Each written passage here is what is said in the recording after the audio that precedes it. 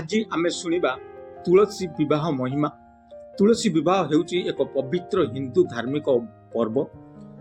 ताहारे माता तुलसी देवी सहित श्री विष्णु शालग्राम शिलार विवाह हुए। एही दिन रे समस्त हिंदू घरे अत्यंत भक्ति भाव रे पूजा और उत्सव हुए।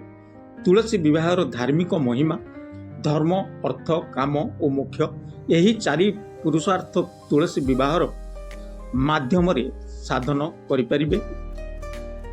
यहाकू भगवान विष्णु विवाह उत्सव बोली मना जाए और यही दिनरू विवाह महोत्सव आरंभ हुए।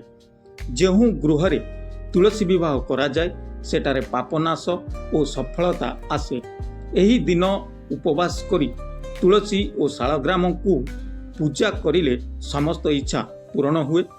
अविवाहित युवक युवती यही दिनर पूजा अत्यंत शुभ। भगवान से दिन उचित जीवन संगी दान करती।